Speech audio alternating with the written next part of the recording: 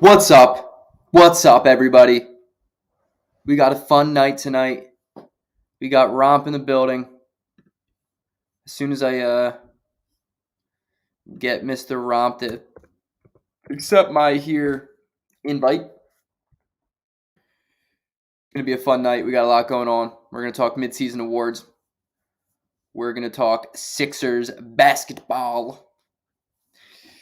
We're going to talk about a lot. We're going to talk about what we expect buyout market. We're going to talk about what we expect second half schedule. We're going to talk about a lot going on. X factors, most improved, most important players, a lot of topics, a lot of coaching topics, a lot of stuff going on tonight. I'm really glad to get Romp in the building as soon as he hops in. I want to appreciate everybody who got me to 1,000 subscribers. That's huge. We appreciate that big time. That's awesome. Really excited about what's to come on this channel. We have a lot going on. Yeah. So as soon as Romp gets his Furkan Korkmaz loving ass in this chat, we're going to get it going. There's a lot going on tonight. A lot going on. What up, Teach? What's up, everybody? It's going to be cool, man. It's going to be really cool.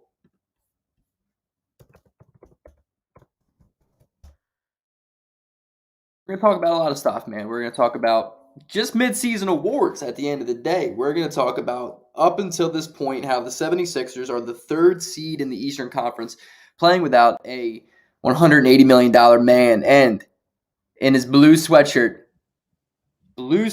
and no arm sleeve tonight, ladies and gentlemen, is the man Romp. Hello. Hola, man. How you doing? I'm doing fantastic. I got here at 10:03. That's not bad, dude. It's not bad, man. That's not bad. Teacher got game. He has game, dude. He's got game. He has a lot of game. There's a lot of game in his repertoire. I did a little pre-talk before you got in. Let's talk about Goran Dragic to the Nets before we jump into anything Sixers related. What do you think? It's just weird, you know? They got so many guards. They got Patty Mills, Ben Simmons, Kyrie Irving. I mean, like, what's the point of him? I guess he's replacing Ben Simmons, you know, if he has a mental breakdown. Yeah. When, you mean? What do you think of it? I think it's weird, but it's never a bad thing to add another 40% three-point shooter to your team. I mean, That's true. And they got Seth Curry, bro. And Joe Harris if he ever comes back to play basketball. They have a lot of dudes who just shoot the ball really well. I wonder what it's going to mean defensively if it does he doesn't have anything defensively, and I don't really know how playable he is in playoff basketball now. But I'm also literally the one who is advocating the Sixers to get him, so I'm not going to start shitting on a dude who I wanted to get. I'm just happy he didn't go to the Bucks because I feel like the Bucks with him would be like the perfect situation, and he would be scary there. I 100% agree. I think the Bucks have more of a depth problem when it comes to guards than Brooklyn. Brooklyn really has just got like 80 guards, and they're just like, we're going to roll them all out with Ben Simmons. I don't really think Ben Simmons is going to be a guard anymore. But that being said, it's just another shooter, a playoff basketball type of guy. I'm surprised he didn't even go to Miami. I'm really surprised he went to Brooklyn. Yeah. I really am. I'm shocked. Did they offer the most money or something like that? So what I saw because of the Chris Paul injury, Phoenix actually had the ability to offer him the most money. Really? Wow. Which would have been really cool. I don't think it was a money thing. I think it was more of he wants to go out and play. Maybe his relationship with Steve Nash is good because he did play with Steve. Mm-hmm. I need to go get my laptop charger. I don't know where the hell this bitch is. Oh, there it is. So, Rob. I'll carry the stream right now. Carry the stream for me. What do you want to get into? The awards or other topics? Let's jump in. What do you think? I was going to say let's just jump into awards first and then dive into other topics. I mean, Furkan's going to have a clean sweep of the table, so it'll be quick. Going through what our conversations were listed, I don't even think I had Furkan anywhere near the realm of possibility for being in here. Probably because I knew you were going to say something. So let's just get it right off. Give me your 3-minute Joel Embiid MVP rant. I mean, Did you see his comments today? I think he was talking about his brother, how he passed away, and then how he was injured for the first part of his career, and a bunch of people doubted him. And then he was saying how he was overweight. That got to him because a bunch of critics were saying, "Oh, he's never gonna stay healthy." Blah blah blah.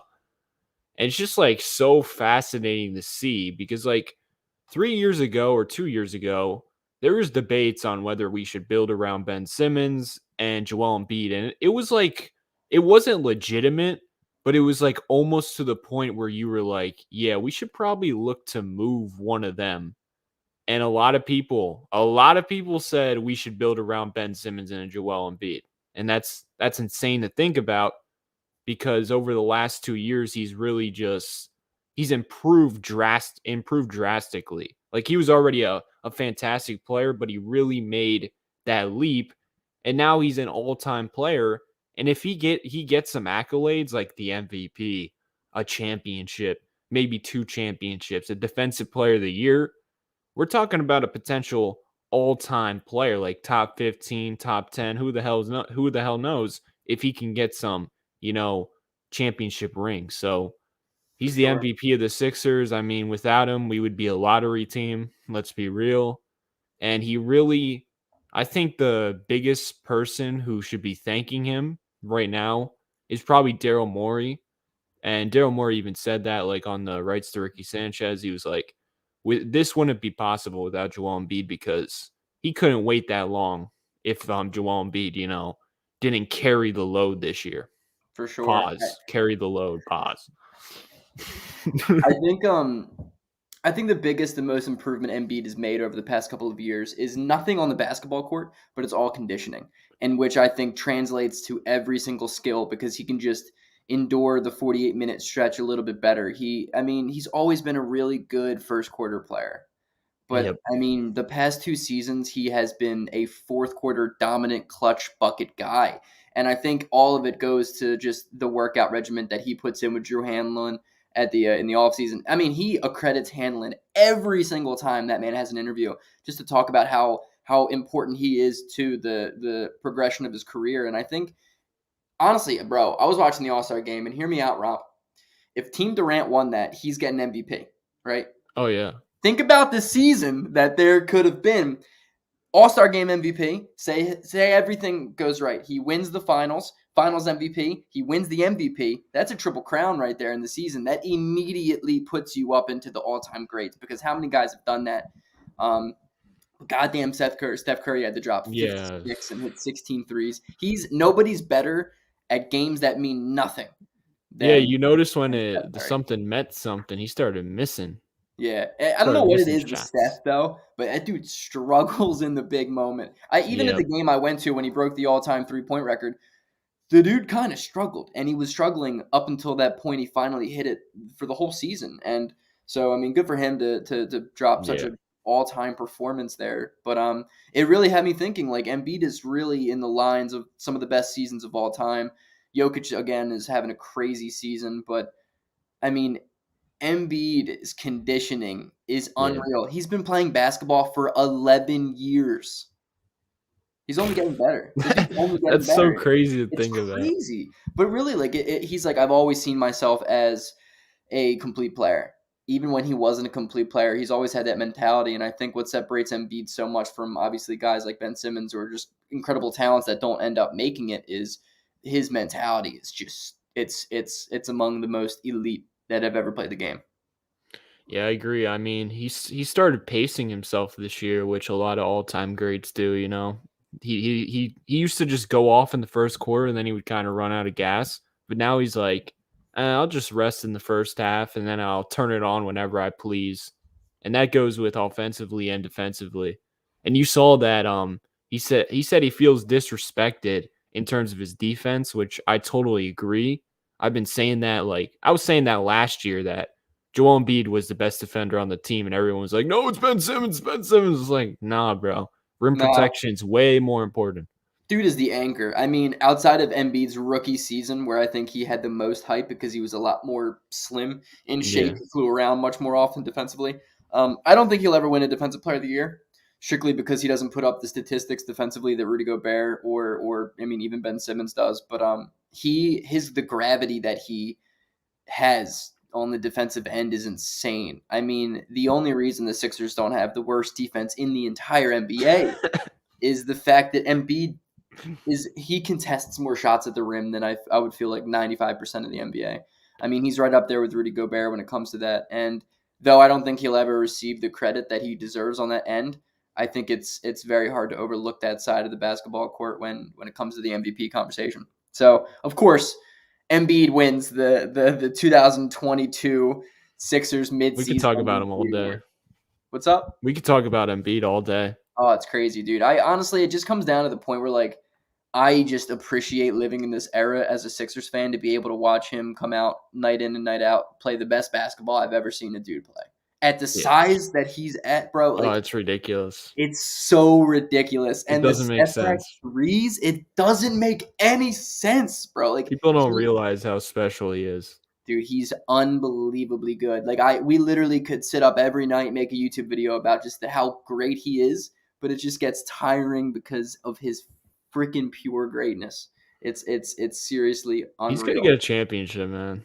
He got has to. man. His He's story got is to. just His his story's deserves too it. incredible not to. He deserves it more than anybody. So, what would you like to have the next award be? Let's go most improved. All right, most But I improved. think this is pretty easy. Of So course. I'll let you take the reins here. We got to give the flowers to Tyrese Maxey, of course. Yeah. Bro, I mean, let me look up his stats this year, but I mean, I'm pretty sure he's had an 8-point per game improvement when it comes to points per game. The dude is, oh, you know what it was? I remember I saw it on the All-Star break. He's averaging like 16.8 a night on 3.5 rebounds and like 5 assists. Doubled everything he did last year. Not only that, dude, he was a 29% three-point shooter last year. Dude's shooting 40% from three this year. 39, 40%. He is literally the only. Honestly, along with Embiid, Tyrese Maxey is the reason why James Harden came to Philadelphia, because Tyrese's improvement is disgusting. It's disgusting. It's disgusting. Every time I'm like trying to give him a ceiling, I just feel like he shows me that that's not high enough. I think he has perennial all-star capabilities. Whether he'll get to that or not, I just think it depends on his volume, and I don't think he'll get that with Harden and Embiid, but that's a very good problem to have. You know what I mean? It's a very good problem to have Tyrese Maxey as your third option. But, I mean, Maxey alone gives the Sixers the capabilities to be good for a longer window, which is insane because he's the 21st pick in the draft. He's only 21 years old, and he is this dude. Just take it. You got to take it. He's disgusting. Disgusting. Yeah. I think he's one of the best like finishers around the rim I've ever seen at the guard position. Like this early on in his career, he shoots 64% at the rim, which is pretty insane. And how many times do you see him dunk it? He doesn't. He's not like tall enough to dunk. Yeah, he's not a dunker. The craziest finishes. I wish he would dunk more, but that's just not his style. Nah. Free throws a game, 3.4 from 1 a game. 87% from the free throw line, which is a blessing for Sixers fans. I mean, oh my God. And I mean, he's shooting more 3-pointers than Tobias Harris, 39%. He's just improved so much, and I think he's just going to keep improving. And with James Harden by his side, telling him to be aggressive, because I feel like we didn't really have a player to tell Tyrese Maxey, yo, just do your thing, be aggressive. Joel Embiid, I feel like, would do it sometimes, but it's different when a dude of your position tells you. You know what I'm saying? It's just different, especially James Harden, because James Harden has more clout, I guess you could say, than Joel Embiid, because, He's done it longer. MVP, 36 points per game one season. How do you not get MVP when you average 36 points a game? Dude, there's a whole rift between him and Giannis that year. Wasn't it Giannis that ended up winning that, or no? Yeah. Yeah. I think Tyrese's ability, dude. What's crazy about him, man, is all those stats. Yeah, they're wild. But like, if we watched him last year against Denver, put up like 30 something, we knew it was in him. Everybody but Doc Rivers on the planet Earth knew Tyrese had that in him. But what I don't think any of us realized was how quickly he was going to become a good shooter. Like he's not Yeah. just good, but he's like an above average 3-point shooter. The dude's shooting 39% from three, and he's taking pull up threes. He's taking sidestep threes. I mean, he's step back threes. His confidence is getting better every single week. Like every week he's doing shit that he didn't do the week before. And I also want to point out that he's averaging 0.5 blocks per game this year. I would love to see how many blocks Ben Simmons put up a game because that's not far off. And for Tyrese Maxey, a dude who's 6'1", 6'2", on a really, really good day that he's stretched out for a couple hours in the morning, and to compare that to Ben Simmons' 6'10" length, it's pretty Point wild. 6 for Ben Simmons last year. That's That's just a crazy. hustle thing. It's a hustle thing, man. And Tyrese's hustle is this. It's just he's Yeah, one of the most enjoyable players to watch. some nights Ben Simmons, like, his hustle was not there defensively. No, of And then course. offensively, he would just disappear. So, I mean, Tyrese Maxey was full court pressing Chris Paul against the Suns. Like, he's just annoying to play against. Sometimes he just gets bodied defensively. Like, Drew Holiday took him to the paint a couple times, but that's going to happen since he's pretty small. But Yeah, he's gonna gain more muscle, definitely. And so, yeah, I mean, also his playmaking has improved, nearly 5 assists per game. and Like, that's has never been a he part of his game. Like yeah. he was Has he never. improved in has he not improved in anything? I don't think so. I That's mean, crazy. looking at his baseline statistics, he's improved in every single thing. Even field goal percentage, overall field goal percentage is improved. Granted, it's only by 7/10, but still, when you look at the volume and the amount of shots that he's putting up compared to last year, it's genuinely ridiculous to know what he's doing. He's got to be in the case for most improved player in the league. He's Yeah. got to be top 5. He Got probably to be won't top get 5. it, but No. top 5, I'll take it. Yeah. All right, let's talk sixth man. Who are you giving it to? It's got to be George Niang, right? Yeah. I mean, Unless we move him to the starting 5. well, but he's been Yeah. on the bench for most of the year. I Yeah. mean, his 3-point shooting, he actually shoots contested jumpers. He's got a quick trigger to his shot. Probably shooting like 40% near that. His defense is very good, even though he's slow and fat. So that's good to see. But he just brings a toughness that we need, kind of like a Philadelphia attitude that we all love. And I just Yeah. feel like he kind of brings energy every game, mostly. So yeah, I give it to Niang. I think he's definitely a big time energy guy. I loved the Niang signing the moment we got him for that 2-year deal. I put that out a YouTube video. I was like, guys, you're not going to know who this is right now. You're going to sleep on this man. But George Niang is a dog. The Sixers don't have dogs. They got a bunch of kitty cats and Embiid and Tyrese. But Niang's that guy who is a very unselfish basketball player who's going to do whatever it has to be to win a basketball game. Look at the defense he put up on Giannis, man. We were talking about it. It's just like he got beat a couple times, but that's just Giannis being great, just making really tough shots. But Niang's that dude that's just going to talk shit right up in your face. He's putting up like 9.6 a game Yep. this year, I think. 9.4 a game this year on the most minutes of his career. His volume is up, and yet he's still shooting 39.7% from three. He's an 86% free throw shooter. The dude doesn't turn the basketball over. He gets a couple solid passes a game. He's just a consistent guy who's in the lineup every single night. You got to give him his props because, I mean, this dude is not hurt. He doesn't miss his games. But when we need him to have 40 minutes, the dude comes in 40 minutes, hits 5 out of 10 threes, and plays pretty solid defense on Giannis. So, I mean, Yeah, I would say an honorable mention for the sixth man is Shake Milton. He didn't play all the games. He only yeah, played 31 games, but when he plays, you can just tell another guard off the bench who can get to the rim.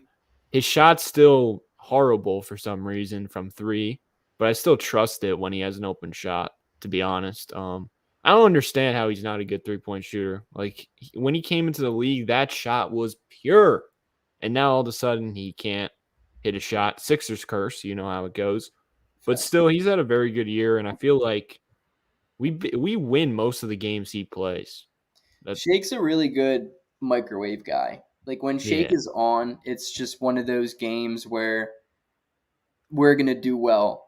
because we're going to rely on Shake Milton, and he's not like a dude that we have to run an offense through. He's a guy who can hit that end of the shot clock. His mid-range game's nice, dude.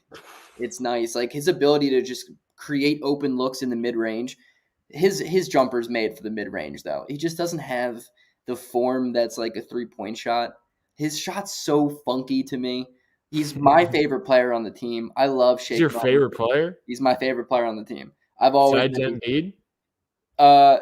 yeah. I mean, it's like I have a weird thing making like the best player my favorite player. I just want to be different. So it's always Okay. it's always been Shake Milton and Isaiah Joe. Like of course Joel's, on a tier of his own, but when it comes to like young dudes I fall in love with because I think they're going to be nasty, it's Shake Milton and Isaiah.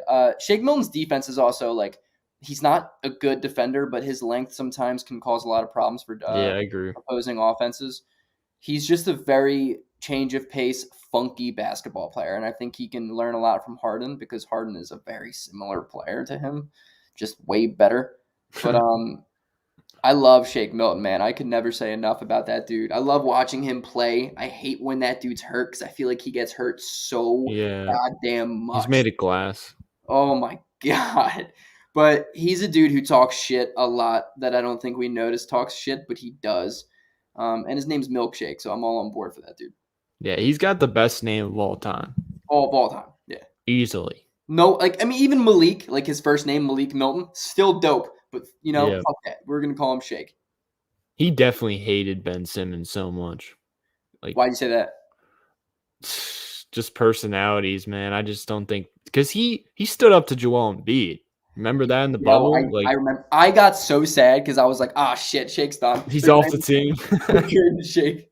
He's a goner. No, I don't know. I just could see him hating him so much, and he's probably like one of those cocky players that thinks he's better than he actually is. You got it. He was probably like, yeah, he's probably like, I should be starting over Ben Simmons. Like, come on, what the hell is this? I think Shake's a dude who's way overly cocky, but like he's that bench spark plug microwave overly cocky dude, like that Lou Williams. Like I don't think they were ever like start me. They were just like, all right, when I'm on the court, it's my ball. And I'm like, all right, Shake. I do believe like Shake being back helps us with that backup point guard position a lot, but I don't think he's a point guard. Like he's not. I don't think so. He's not a traditional facilitator. He's not a very good passer. He's a weird player. Like he's a very weird player. I don't know what he is. He's so weird, but I love it. Like it's very intriguingly weird. Like the way he moves is just like not the way NBA players move. Imagine you get him on for an interview and you're like, dude, your game is just so weird. Could you break it down for me? I'm like, dude, why are you such a fucking weirdo? Can you explain your weirdo-ness? Why are you so fucking weird? Let me just like hear you. I don't even think I've ever heard the man talk. He doesn't talk. He doesn't talk. I just love him. Best for the team that he doesn't. I have no idea why I love him so much, but I do. He's my favorite player. I have a Shake Milton sweatshirt. Like worn by Shake Milton or like? No. Just like a sweatshirt that says Milton because I was like his biggest fan. I was like, Brett Brown, play Shake Milton already. Yeah, it's the same Isaiah Joe. God. It's the same thing with Isaiah Joe. I'm like, just play this dude. All right, let's get into most surprising player of the Sixers so far this year for you. Can it be most surprising thing? Yeah. I would say Joel Embiid just turning into an all-time playmaker, a very, very good playmaker. Like, because the first 2 months of the season or first 3 weeks, maybe, I don't know, I forget. He was not passing like he was, and then all of a sudden he just turned it on, and then he started to get more recognition for MVP, and that just came out of nowhere. And then he started bringing the ball up like a point guard. So I would say most surprising thing is point guard Embiid and how successful it's been. It's about time, man. It's about time. If you look at the efficient statistics of how many points per possession when Embiid brings the ball up, dude, we score almost every single time. And he only does it like you knew that and Doc Rivers didn't? Yeah, right? You go on Twitter one time, Doc. That's all you got to do. It's such an efficient play. We need to do it more often. I mean, we're not going to anymore because, James Harden. I think we still will. Yeah, it depends. We'll see what we do. But I like that. I really do like that. I think Embiid is a surprising player strictly for how quickly he turned it on. I mean, he was way out of the MVP conversation the first couple of weeks of the season when he got sick. when he came back, he was just out of it. Like, it was very obvious that he was out of it. He was dealing with it. Of course he's going to deal with it. He's a 270-pound, 7'2" guy. But when he kicked in like quickly. I think mine's kind of a cop-out. But I have two. One, that Tyrese Maxey's been this good, and two, that Tobias Harris literally has not changed at all. Like, at all. Like, I don't even mean he's gotten worse, but he also hasn't gotten better. Like, it's insane how his assist numbers are literally the exact same. Everything's the same, isn't it? Isn't everything the same? Everything is the exact same, and I just find that, like, wildly insane. I mean, I don't know how that he couldn't do that again if he tried, but maybe he could because he is just a goddamn robot. But just Tobias Harris being Tobias Harris in the most Tobias Harris way has got to surprise the shit out of me, dude. It's just infuriating, but surprising. You know how everyone's like, if he could just make quicker decisions, if he could shoot the ball. I'm sure you said that before, you know. I think he just sucks. Like, I think we just got to realize what he is, and like some games he's going to have it, but most of the time he's just going to suck. And I'm sick of playing this like what if game. Like, that's not who he is. He's a player who needs to pound the ball and shoot weird of inefficient mid-range shots. That's just who he is. When are we going to end this what if game? The dude's like 30 years old.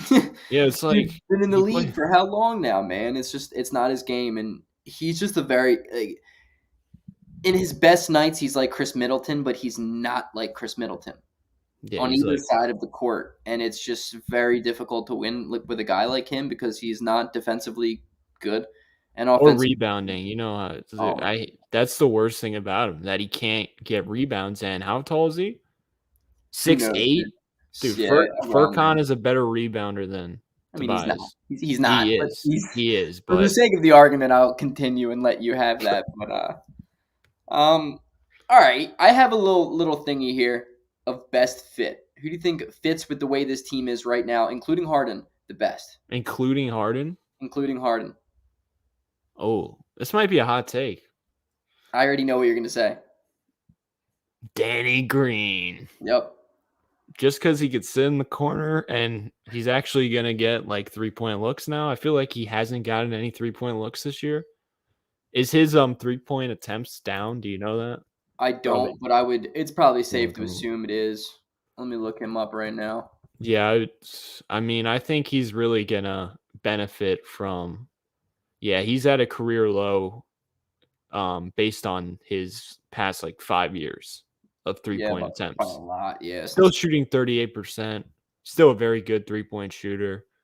I think his defense is better than people give him credit for because he knows what he's doing. It's just that sometimes he's not athletic enough since he's like 34 years old, so he gets beat.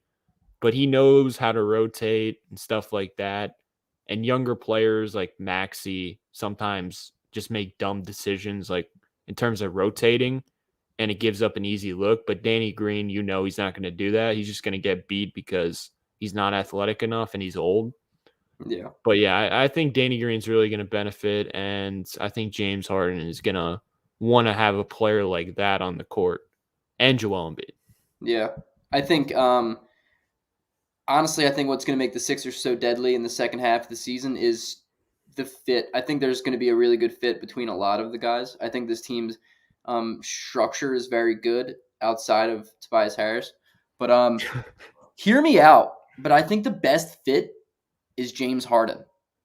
I think he has the best fit on the team because obviously he's never played with a big man like Embiid's ability, who can stretch the floor but at the same time run probably the deadliest pick and roll in the NBA instantly. I mean, instantly. It's just you put two talents like that together, they're not going to take long to figure it out. But I also think if you have Niang out there shooting threes, Danny Green, Tyrese Maxey, his ability to shoot, Tobias Harris, doing whatever God knows Tobias Harris is doing.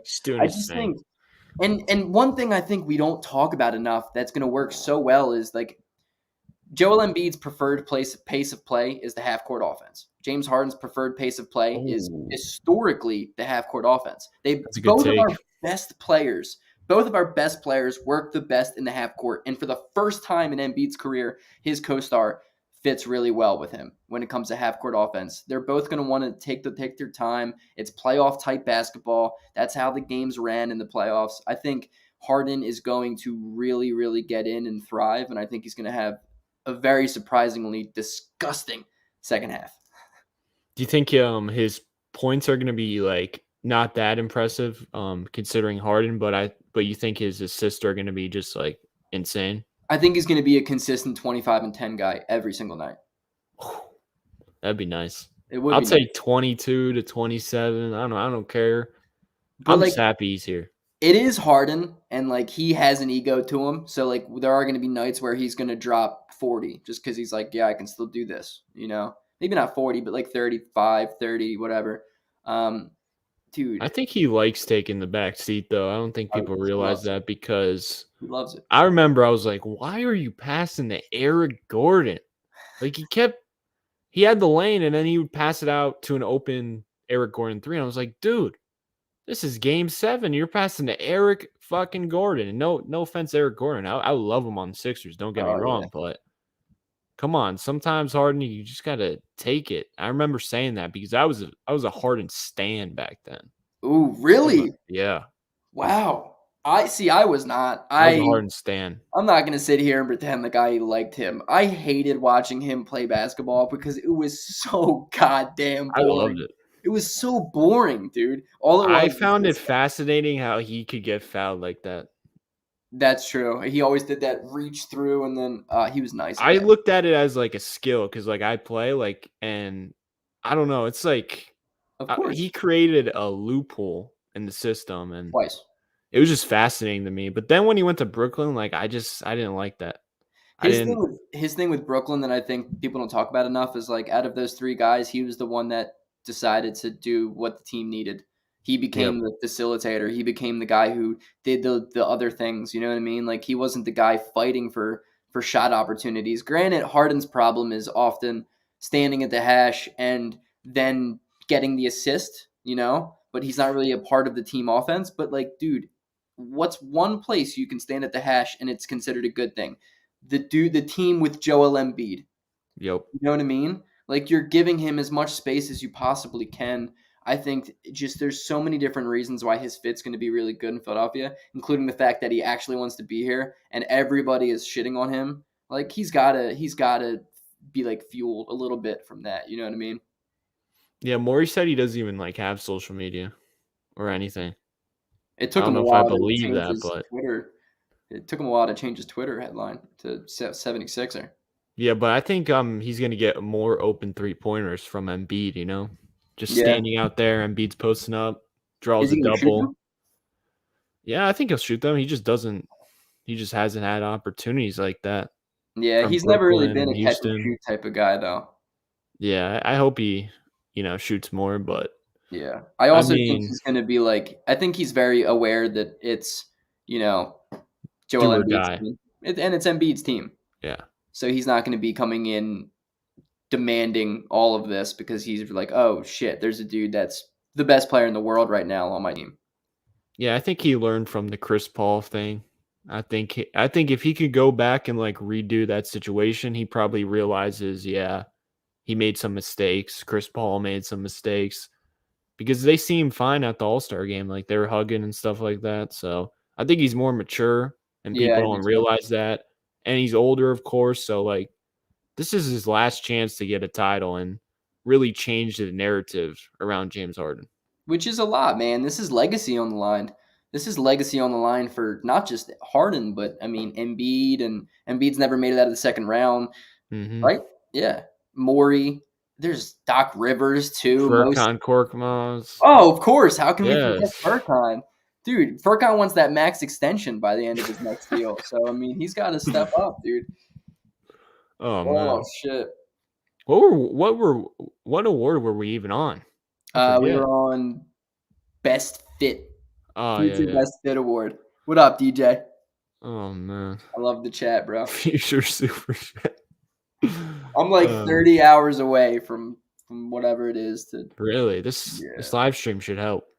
better help, bro. I had that and then it got reset and I was like, oh sweet, cool. Now I gotta do that shit all over again. You should just leave the live stream up for like 10 hours and Go don't on a even 24-hour stream. just play like Embiid dunking or crying the whole time. His crying meme.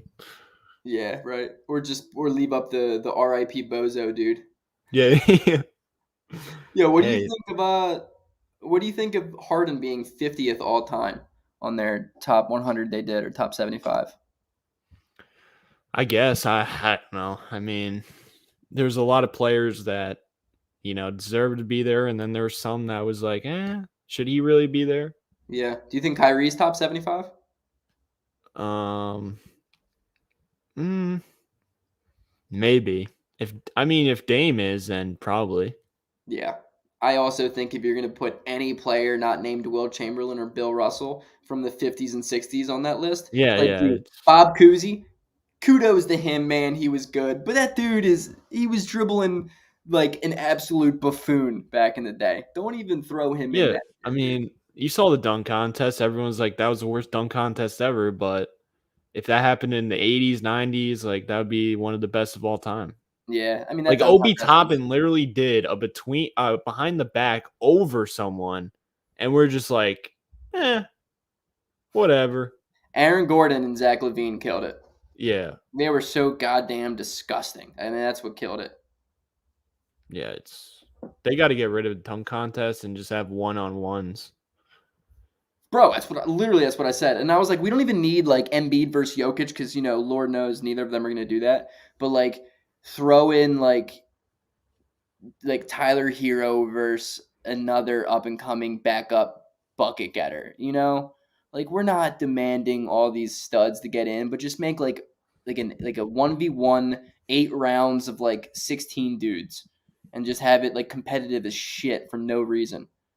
Yeah, get all the tryhards in. Yeah, Like get all the dudes Giannis, Giannis would love that. dude, fuck Giannis, man. He goes so hard. He's Bro, he so thought he was playing for annoying. his life yesterday. He was so annoying last night. He is the most annoying player. I don't even dislike him as a player, but like he is just like I'm like, dude, no need to hurt DeJounte Murray, bro. He's just happy to be here. Why are you throwing him across the court? Fucking DeJounte. Ridiculous is what I'll say. Do we have any more awards or? I mean, we have like best pickup, defensive player of the year, but like I obviously and defensive player of the year for me is Embiid, and best pickup is obviously Paul Millsap, right? Yeah, Paul Millsap. He's better than Tobias, I'll tell you that. Dude, I'll stick by that too. I I'm don't not. I'm care not what going to stick anyone by the says. fact that 37-year-old Paul Bro, Millsap. Tobias just sucks at basketball, and people just don't want to admit it. Oh well, if he makes quicker decisions, if he shoots better from the field, it's like he's just not good, and he thinks he's better than he is. He should take like 5 shots a game, but instead we have to deal with 15 shots. Like even when he's making shots, I don't even enjoy it because it's like, Bro. oh, that was a horrible shot. Yeah. Now my thing is like, I'll take like 13 shots, 12 to 13 shots a night. That's all. Like literally, that's prime Tobias Harris. If he's making them, shoot like 16, 17. I'm not going to go down to the troll level that you're at and be like, he doesn't deserve to play minutes. But I will say that Tobias Harris is the dude who, even when the ball goes in, I'm like, oh, there was a much better shot to shoot than that. There was a way better shot to put up than that bullshit. If I see one more post fadeaway when Embiid is literally standing under the rim asking for the basketball, I'm like, Jesus Christmas, dude, just Yeah. stop. I can't believe last game we called a timeout against the Bucks, and then we drew up a play for Tobias Harris when Embiid was literally God mode. Dude, it's Doc Rivers' butt buddy, man. Doc Rivers loves his former Clippers, man. He was good on the Clippers. We got fooled. I mean, he really wasn't, though. Like, if you He look was back, better than he is now. we didn't watch him play basketball. He was the same guy. He was the same guy. He was a little bit more athletic, which like made it much more tolerable to watch him drive to the rim. But like outside of that, he wasn't a better shooter. He was just the same. Oh man. All right. What do you want to do? Do you want to talk about buyout market right now? Do you want to talk about like Harden and Embiid X Factor stuff? Yeah. I'll ask you a question. All right. So I feel like we're there's playing a lot of chatter around the league that the Nets got the better end of the deal, all that baloney. And they're like, oh, the James Harden and Joel Embiid duo might not coexist right away. I just want to get your thoughts on, like, what do you think is going to happen? Like, do you think it will just work right away? And what do you think people will be surprised of from this duo, you know? I think how good the pick and roll is going to be. I think it's going to be surprising. I think it's going to surprise me too. I think what I expect is Harden to not come out uber aggressive. He's gonna feel his way into this offense. He's gonna do exactly what he said in the press conference of saying, like, I'm gonna do what this team needs me to do. He's going to inch his way, pause, into becoming more and more like important to this team. He's going to do what we have to need him. But like, what's one thing is going to be huge is like he just offers us rebounding from the guard position that we had no rebounding from. He offers us playmaking from a position we didn't have it from. He gives us everything we needed from Ben Simmons, but better. He also gives us shot creation at an all-time level. It's going to open up a lot of things for Embiid. If you look back to the Milwaukee game when Tyrese Maxey scored 12 points in the second quarter, what was one thing that was so big about it was that it gave Embiid space to do his work like way better. I mean, it gave Embiid more opportunity because there were other guys on the court that could create shots and score from the perimeter because we really haven't had perimeter scoring guys. That's why we drafted Markelle Fultz.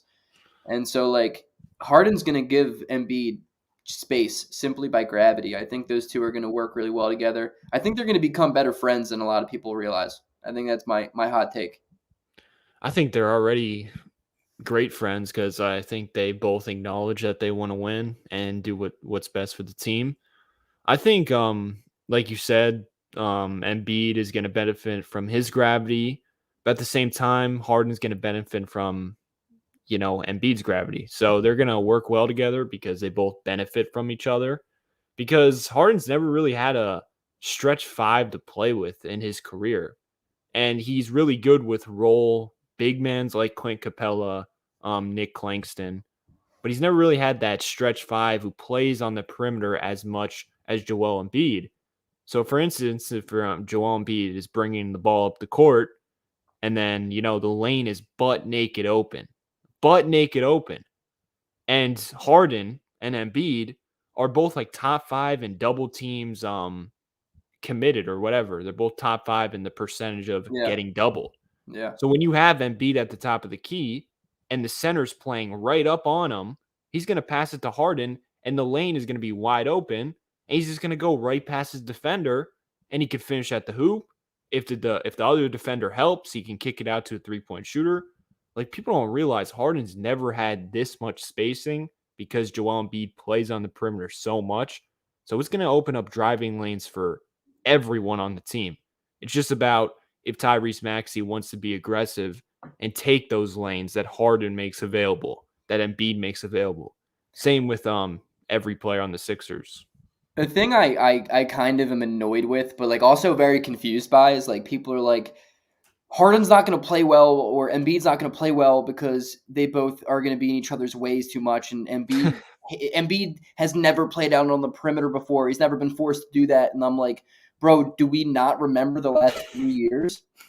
Like, Embiid has been an MVP candidate with Ben Simmons on his team. Imagine what he's going to be with a legitimate point guard. Like, I just don't understand how people cannot give Embiid his flowers and not believe in him for being a stud, because he's going to be way better. I mean, there's no way this fits worse than Ben Simmons and Embiid fit, right? Like, there's no way. Yeah. I can't be crazy when I say that. And that's the thing. Like, Ben Simmons wasn't even playing. So you're adding all-time great scorer, top 75 player of all time, and James Harden. And they're like, yeah, it's a weird fit, even though it's not a weird fit. Like, No. It's going to be fine. And people are like, oh, it's going to take the ball out of Joel Embiid's hands. Dude, Joel Embiid doesn't want to have to handle the ball every possession. Do you realize how hard that is? Dude's putting up the 15th highest usage rate season of all time. Yeah. I don't think he wants the ball anymore, man. He's like, somebody help me, please. He's deferring sometimes to Tobias Harris. Sometimes he just floats at the top of the key and is like, Tobias, go to work. You think he's not going to enjoy James Harden doing that. You Okay, saw I when was going to actually yeah. score. You saw when Tobias Harris had that and one a couple weeks ago. Like Joel Embiid was like, and one. Like he was hype for his Yeah. teammate, and he was hyped for Tyrese Maxey when he was going off. Like, and Jimmy he took a back seat to Jimmy Butler. He was like, Jimmy Butler, carry me, please. So He it's just wants like to win. that's the He just wants to win. dumbest reasoning. Yeah, he just Dumbest. wants to win really, really bad, Mm-hmm. and by any means necessary is his mentality because he knows what a championship means for the city of Philadelphia. For him, I mean, it's the pinnacle of greatness, and he's a guy who wants to be great. Harden is a guy I think that's going to be is going to need to be pushed a little bit when it comes to playoff time, but Embiid has taken that responsibility this year. It's his team, and I think Harden's aware of that. Man, I love to see. I don't love to see it, but I think sometimes it's important to see players fight with each other on the sidelines. Oh, you Sometimes, want a fist fight?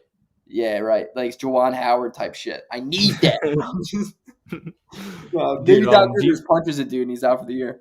my last point on this topic is also if James Harden's having one of those nights where he's going for 45, like Joel Embiid actually gets to play defense every possession. Do people realize that? Because he doesn't have to exert all that energy offensively. And Exactly. he wants to prove that he wants to be a defensive player of the year. He wants to prove that because people are disrespecting him. So if Harden's going off, you better believe Embiid's going to become a better rebounder because he's not a good rebounder. I hate to admit it, but that's like one of the weaknesses in his game, in my opinion. Rebounding. Yeah.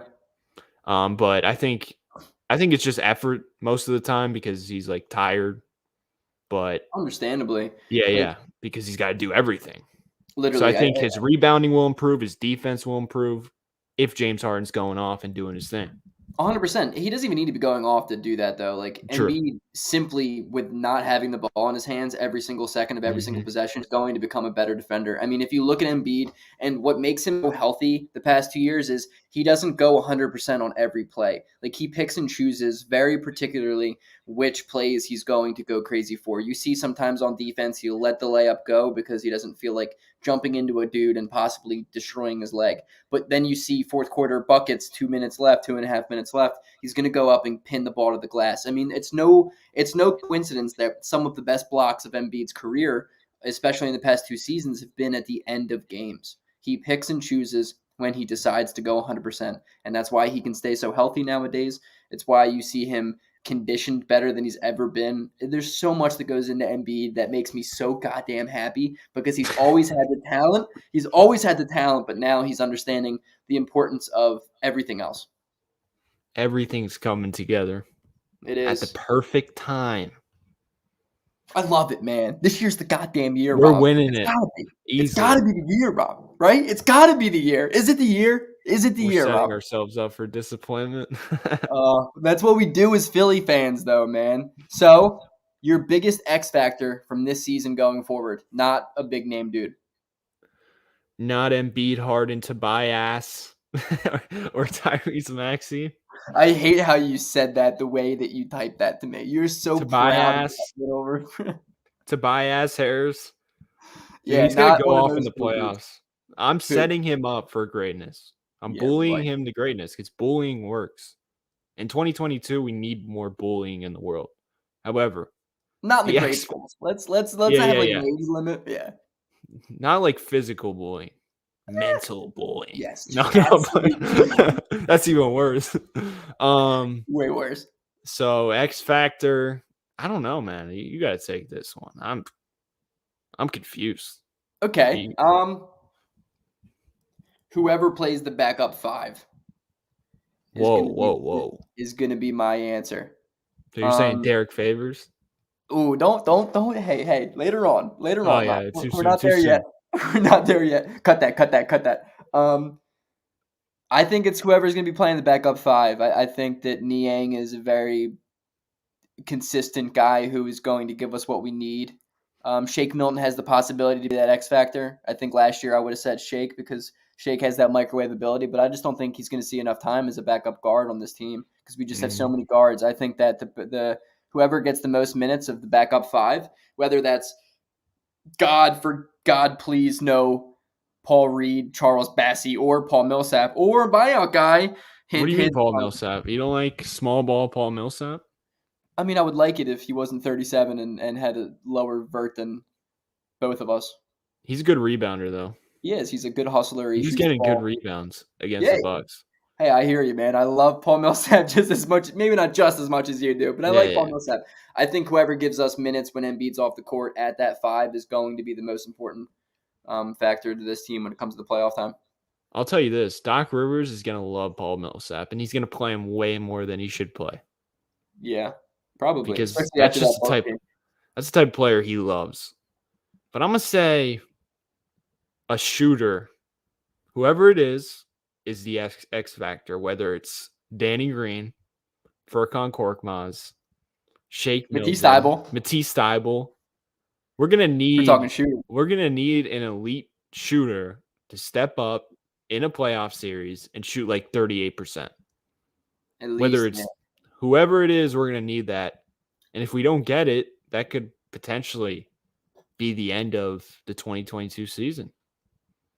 You don't trust Harden enough and Embiid enough to just hit or are you just talking gravity, just simply for gravity? I'm just talking because James Harden and Embiid are going to generate open looks. Right. So there's got to be someone just knocking down every shot. It could be Niang too, because we know he's going to hit. That's the one thing with Niang. I know he's going to hit. I love that, man.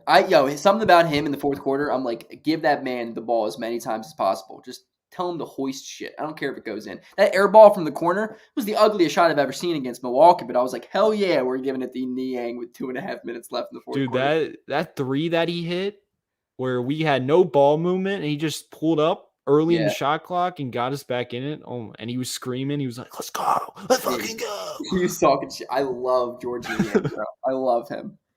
He's awesome. Right. He's old school, man. He's an old school player. Oh, my. He's that YMCA dude that's going to just make you want to storm out the gym.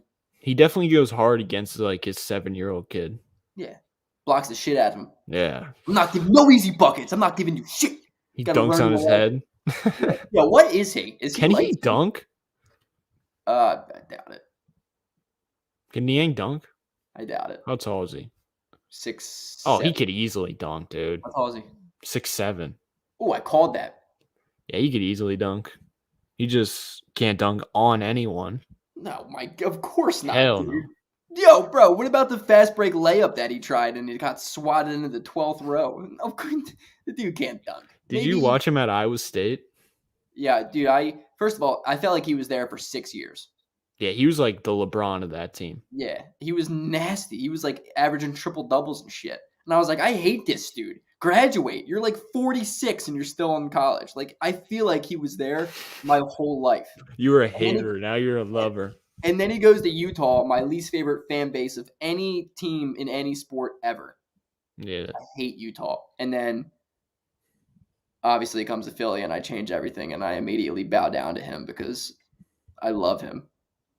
I love him too. All right. I thought he was going to suck. Nah, dude. Way too consistent from 3. Way too consistent from 3. That man is a steady 40% shooter every single year. I thought it was such an impressive. I don't know why the Jazz didn't play him more. Yeah, well, the Jazz love athleticism, and Niang, I don't know if you knew this, Romp, is not athletic.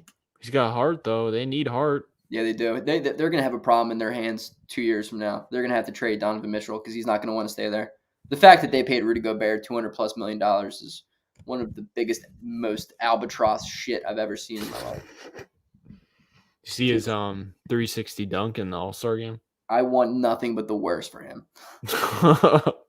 Damn. I think he's the most overrated player in NBA history. Yeah, he's fine, but great defender in the regular season. But then comes the playoffs, and Terrence Mann's going to bring him off the court. Yeah, defensive player of the year. All right, let's talk buyout. All Give right. me 2 options.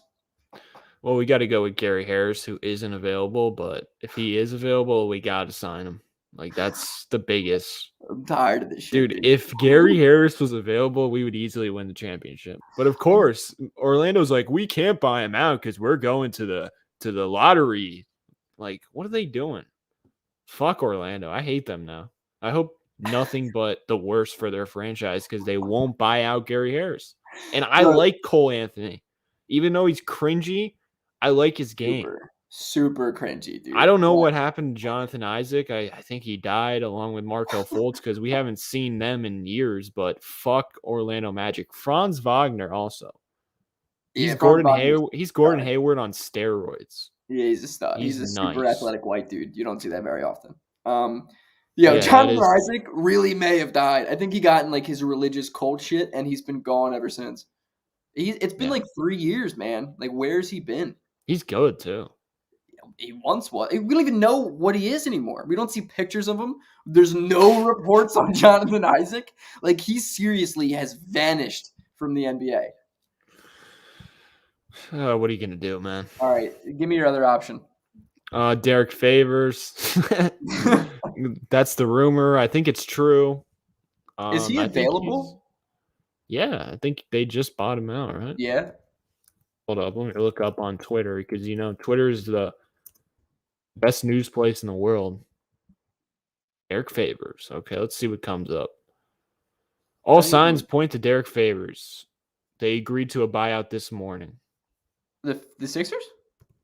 No, this is from an unverified account, but I'm gonna believe him. Oh, so we can totally trust it? Mm-hmm. All right, here we go. This 2017 article has the Sixers getting Derek Favors. So I think it's legit, dude. Yeah, but that would be a nice backup center. Huge. Who Doc would trust because he played more than 5 years. Yeah, he's a rebounder. How old is he? How old? He's probably 30, maybe a little younger. Yeah, he's 30. One thing I love about Derek Favors is he actually can score the basketball. Like, he's actually a pretty decent low. Like, the thing with Andre Drummond, I love the man when it comes to rebounds, but he is the worst interior finisher I think I've ever seen in my life. Like, him going 3 for 10 in games. I'm like, dude, there's no excuse to that. Everything is from underneath the basket. But I like Derek Favors' rebounding game. He's going to improve that aspect in which we need desperately. So let me hear your spiel on Derek. I like him. I think he's like a smarter version of Andre Drummond because Andre Drummond was dumb as fuck and made weird. He loved making the crazy passes. He was kind of nice with it, though. He was good at it if it went right, but most of the time it was going wrong. Yeah. And like Andre Drummond's a great rebounder, but at the same time, like some rebounds he just doesn't get. It pisses me off. Even though he's like an all-time great rebounder. You know what I'm saying? Like, I feel like he's just a dork, man. His hands aren't good. I don't know. I think Andre Drummond's positioning for rebounds is better than anybody in the league, but his athleticism is not there. He's fat. Contested rebounds. That's the word. Okay. Yeah. He's not good at contested rebounds. But his hands are terrible. He's just not a very good athlete. He's just not really a good athlete. And he's out of shape too. Yeah, I don't think he's going to survive much longer in the NBA. Like, I give him like 3 or 4 years, which is crazy because he's 29. But see, here's the thing. Derek Favors 0.5 turnovers, 15 minutes a game. Andre Drummond 18 minutes a game, 1.6 turnovers. Yeah, but we can't have that. There's a huge difference with how these players are used. Like, bro, Andre Drummond was arguably our primary facilitator on the second unit. We would give him the ball in the high post and be like, yo, make some ridiculous backdoor pass. That's Doc Rivers being stupid. Yeah, but it's not Andre Drummond's fault. They're like, yo, Andre, can you be Ben Simmons just for like 8 minutes here? I can't take the Dwight Howard screen fouls and then another year of Andre Drummond behind the back passes out of bounds. Just wasted possessions. And Derek Favors. Bro, the Dwight Howard screen fouls made me lose my mind, dude. Lose my mind. He would try to do that shit. He was just a hothead. He was annoying. Andre, let's see the shooting stats right here. What's his free throw percentage? Because if you remember, Andre Drummond was at 88% for the first month and a week. He definitely fell off, though, huh? Yeah, he was 50% on the year. So I'm gonna use last year's because this year doesn't matter. 74%. For who? 68 games for Utah. Derek Favors? Yeah. My guy. Bring him in. So Georgia Tech, shooting right? He was like the 3rd pick in the draft. I say we bring in Derek Favors. last year at the rim, he shot 73%. Let's see what Drummond shot last year this year at the rim. 60, somebody say 60, not even 60%. 64%. Oh, That's awful. that's when you so consider bad. he's 7 foot. That's so bad, dude. Wow. That's so bad. Like, the thing is, we miss Drummond because we don't have anybody else. But, like, in reality, if we bring in a buyout guy, he's going to do the same exact shit as Andre Drummond, if not better, you know? So, like, that's not going to kill us when it comes to losing Andre Drummond. Yeah. And defensively, Andre's not good enough to be like, oh, but Andre Drummond, I mean, he's not a good defender. He's improved this year, I think. Some of his blocks have been pretty solid, but he's not a good defender. I mean, he got out there on screens, though. Oh, man, his perimeter defense was really good this year. That was the most surprising thing, but I think that was because he was a backup. I think as a starter, he wouldn't do that. Maybe just because he's already LaMarcus Aldridge is already getting more minutes than him. Yeah, well, LA is going to be their dude. He's just he's like 65. So. And he almost died last year. Yep. I don't know. The Nets are like, you have to play. he's like, all right. That's low-key a crime. Game. Yeah, it should be a crime.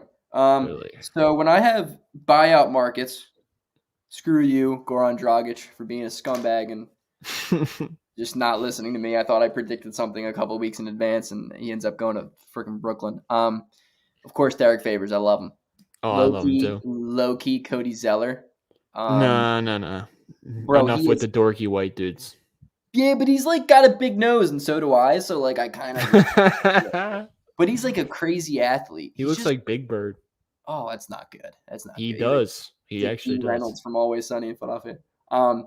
He's just an athletic He does dude. look like Big Bird.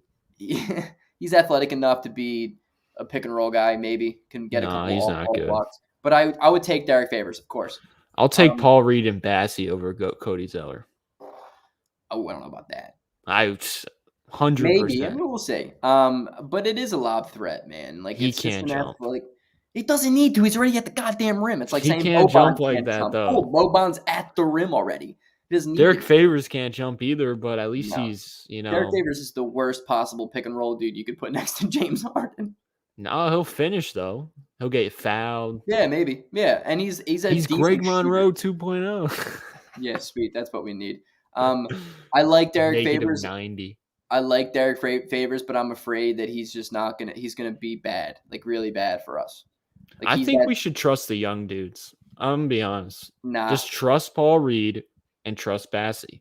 Bassey is formidable, but he's not. You don't know that. Like you've never seen him play. I love them both, but they're not. Dude, they may be formidable for the Oklahoma City Thunder, but they're not championship.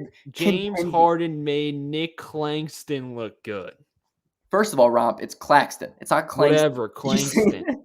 Second of all, bro, that's cool. He'll turn them into like okay NBA players, but imagine what he could do with an already okay NBA player. He turns into a good player. Nick Claxton's better than Paul Reed and pull up Cody Zeller's stats. Second of all, what was my other buyout? Yeah, cool. We can continue to talk about 5.2 points per game. I'm not looking for a 5.2 points per game. How many minutes is he playing? On the Blazers, he got 13 minutes. You know why he got 13 minutes? Because he's pure garbage. Come on now. All we need the dude do is just rim run. All we need is a dude who could jump, who's not. He can't jump. Bro, yes, he can. No, he can't. He can Look jump at his better highlights, than Charles. Bro. I'll take Plumlee, but he plays for the Hornets. Shut your damn mouth. I'm not taking anyone from that Plumlee family. What do you mean? Mason Plumlee's not bad as a backup. None of them can shoot free throws. I'm tired of that's true. I'm tired He's of like the worst free throw shooter of all time. Just hit somebody wants one free throw. Just go 2 for 2. That's all I want. I think Paul Reed would look amazing next to Harden. Yeah, me too. I'm way bigger with Paul Reed than I am Charles Bassey, but you're sleeping on Charles Bassey, bro. He's a smart version of Andre Drummond. But Just he's a also little a less. rookie with like 110 minutes combined in his career. Yeah, He's because not Doc can't ready to trust win a a young championship. dude. He's like, young dude, can't play him. You gotta trust the young guys, man. Bro, I'm Look at the here. Warriors. They're I'm all trusting on board. Kuminga. I'm all on board of giving Isaiah Joe 20 minutes a night. So it's not that, but it's like let's not maybe throw in Charles But the Bassey or thing with Paul Reed. Isaiah Joe, man, he's got to make his shots. And he's skinny. That dude's Yeah, like skinny. It pisses that's me it. off how skinny he is. That's him and Paul Reed's problem. Like if once they get stronger and gain some weight, they'll be substantially Yeah, better. Like but Paul Reed, I don't know what can Isaiah Joe do besides shoot? he's a way better defender than you're giving him credit for. He is a good defender, The but dude's a pretty he solid would. on-ball defender. But you're telling me in the playoffs, say Kyrie has the ball, he's got Isaiah Joe guarding him. Well, why would that? He's not threatened by Isaiah Joe. I don't think anyone in the league is threatened by Isaiah Joe Because they haven't defensively. seen him. But why would they? Why would Isaiah Joe be guarding Kyrie Irving in the playoffs? Like, I don't know. I'm just saying, Doc Rivers foul is doing his trouble. job. If Doc's doing his job, that shit's not happening. But like, am I afraid of like Isaiah Joe guarding Seth Curry? No. You have to put Isaiah Joe in the correct lineups. He can't be out there with Shake Milton, Niang, Furkan, and Paul Reed. He's got to be out there with the best players, Embiid and Harden. No, he can be out there with Harden, and that's it. No. Bro, Isaiah Joe literally is one of the quickest triggers. He is a man who Exactly. You need to put him with Embiid and Harden because his It's hard. gravity is real. And even if he Harden. doesn't have gravity right now, he's going to get it because he's going to make his shots. He needs to get butt naked open shots. He hasn't gotten that. Nah, I disagree, bro. I totally disagree. 2 4-point plays in a span of like 3 minutes. Nah, don't Exactly. Don't He sleep needs. on him. I want wide open where there's no contest. No one gets that because we don't have a player like James Harden, but now we do. You have to play Isaiah Joe with Harden Yeah, that's what I said. We don't need Embiid on there. and Joel Embiid. No. Why can't you play with think both? about a lineup. Think about a lineup of like Harden, Maxey, Isaiah Joe, Niang, and like I don't know. All right, Paul that's Reed. acceptable, but There's do you trust athleticism, Doc 1 through 5. Rivers with the lineups I mean, to more put now, Isaiah Joe in the best situation possible? Because I don't. more now than I did 3 weeks ago. But like, it doesn't, bro. James Harden will make him open. I know. You I'm know, just and scared that Doc's going to play him with all bench units, and that's when he looks bad because he gets harder shots. yeah, I mean, he looks bad when there's like Matisse Thybulle and like Shake Milton and just guys who We can't haven't do mentioned it. Thybulle one bit. I know. I mean, at this point, dude, what's there to say about him? Like, we know what he is. What's there to say about that? He sucks. Nah. I will never be one of those guys who say that we should have traded Thybulle instead of Seth Curry. I disagree. like that we traded Seth Curry. I think that was a blessing in disguise. I don't Huge. think Thybulle is better than him, but I just don't like Seth Curry being a midget and horrible defensively. Yeah, dude, The pump fakes. Like, dude, you're the greatest shooter of all time, efficiency-wise, and you're like, yeah, let's not shoot the ball. Come on now. Even more than offensively, like Seth Curry's defense is just so excruciatingly bad that he's not going to get good minutes in the playoffs. He just can't. He literally just can't get minutes. Like Brooklyn can come Who into would a you problem. trust with more minutes, Furkan or Matisse Thybulle? Because I would go Furkan all day long. Because the thing is, even when Matisse, the problem is that they both have some of the worst off nights that anyone else on the team. That is true. Like Furkan, dude. Like Furkan, when he's consistently okay, then yeah, Furkan. But bro, sometimes that man has like the worst 17-minute stretch you've ever seen out of a man. He never had a worse stretch than Thybulle in the Bucks game. That was one of the worst basketball things I've ever seen in my life. That was Ben Simmons-esque. But what about like he wasn't even getting defended? What about last week when he had like 6 steals and just won us the game based off of that? He didn't win us the game. What game was that? Do you realize the individual impact it is when you have 6 steals? Yeah, but at the same time, he gets 6 steals, but then next game he'll let his guy go by him trying to get a steal. He's got to stop getting so many steals. But I hate it. He's not Is a good Niang like on that? ball. No. He's not a good on ball defender. Like I know he's it piss. not. He just lets his guy go around him. He's like, "Oh, I reach, I teach." That's what he says, even though it He's doesn't make sense. Dude, you sleep on Matisse. Like No, I don't. He's just not. He's not what people think he is. I'm not gonna say a generational defender, but he's one of the best Oh, defenders in the NBA. He's one of the best defenders in the whole league. if he had the smarts, he could be.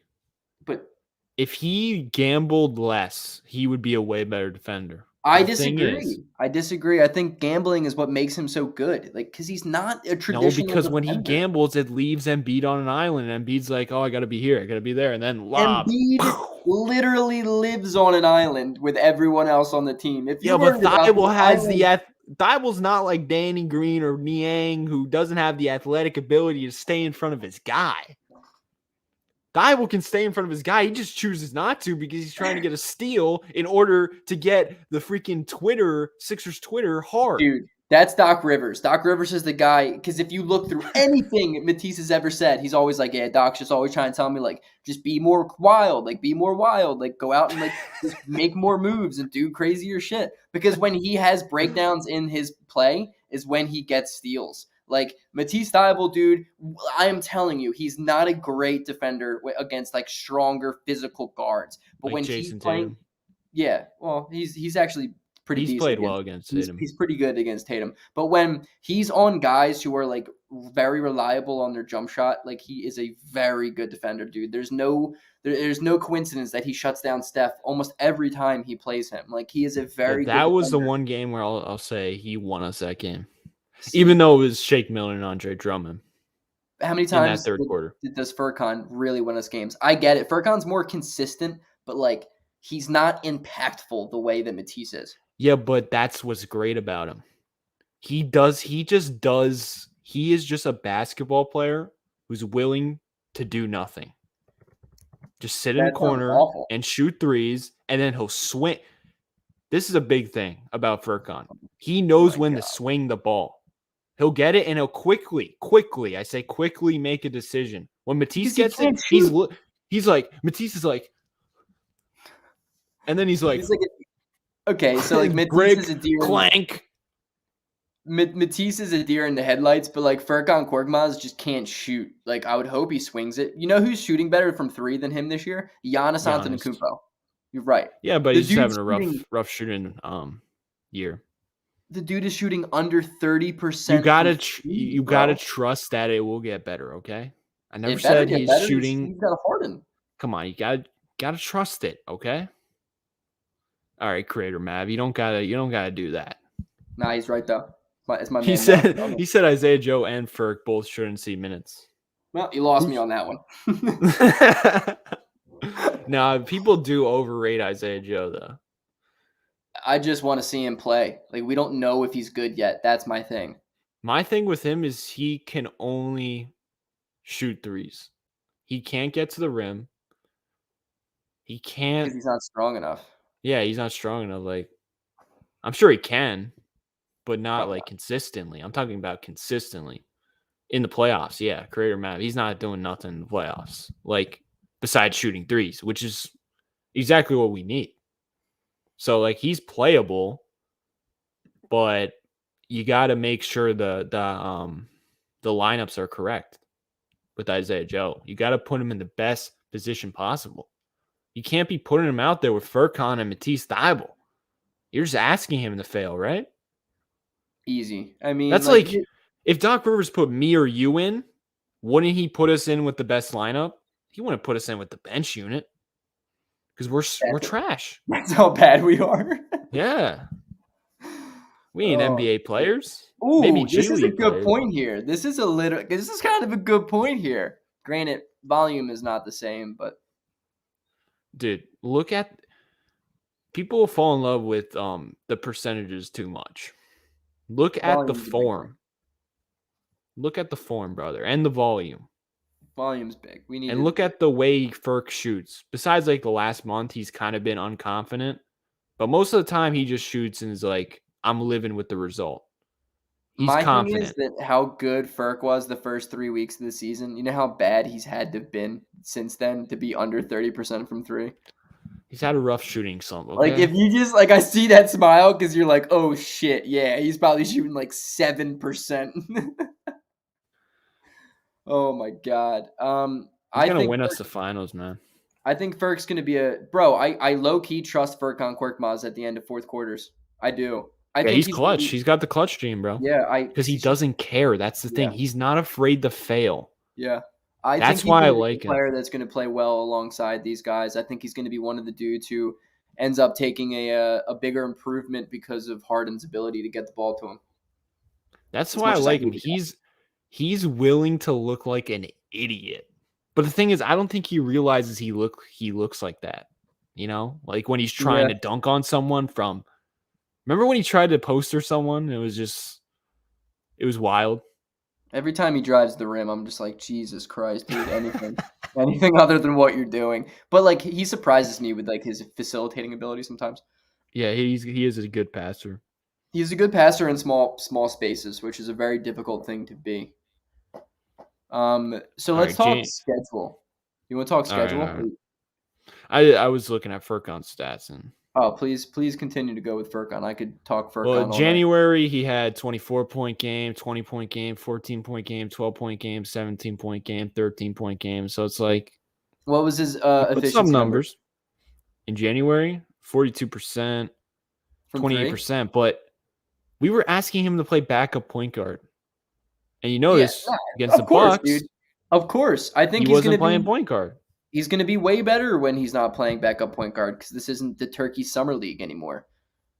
I mean, that's Harden's going to get him. Harden's going to get so many different dudes: Danny Green, George Niang, even maybe Matisse Thybulle, just better opportunities to score the basketball. I mean, I think Matisse Thybulle, like when he is being okay on offense, cutting to the rim and dunker spot playing, Yeah, he's he'll be going to be fine. way better. Like he's just going to be way more playable. Like that's all we need of him, dude. Just give us 6 to 8 points a night. Like that's it, dude. We don't need shit. Yeah, well, that was our traditional 15-minute argument about Furk. Glad you guys enjoyed. Yeah. All right. It has to So happen every time we stream.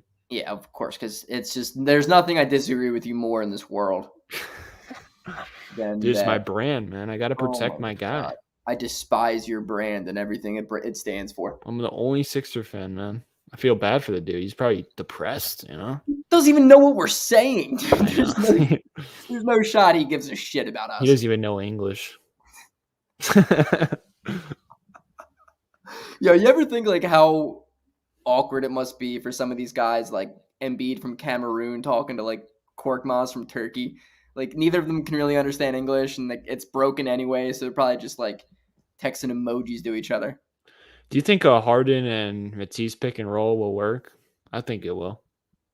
Uh ugh. Probably not. I mean, What do you mean? I don't. Has Matisse Thybulle ever set a pick for anybody ever? I mean, it's a pick. Yeah, but If you can't set a screen, there's then so much what are we more to doing that, here? Rob. It's so much more than it's just set a screen. Like Dude, everyone on the Warriors can set a screen, no matter how tall they right. are. They have also won championships. Matisse Thybulle is not. Yeah, on but the the thing Warriors. is, this is what's gonna happen. This is what's gonna happen. Shout out to Suns Geek. But so James Harden's gonna have the ball, and Thybulle's gonna set a screen, and they're just gonna double team Harden right away because they're gonna be like, "Why the hell should I guard Thybulle?" And that's a good thing, because then he's gonna pass it to Thybulle because he can make any pass imaginable, and then Thybulle gets it. He dribbles 2 times, either dunks it or passes out to a 3-point shooter. That's what I'm envisioning in my head. Now, can Thybulle dribble and pass? Probably not, but it's possible. Look, I believe in that, but my only thing is like there is a level of IQ that goes into really successful pick and rolls, and I just don't think Matisse Thybulle Are has you calling him dumb? any experience. I mean, when it comes to offense, yeah, Matisse Thybulle's pretty dumb.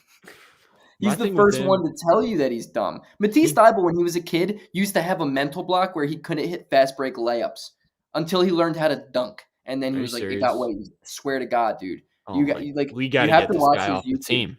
You have to watch his YouTube. Like he You trust genuinely, that dude in the fourth quarter? yeah.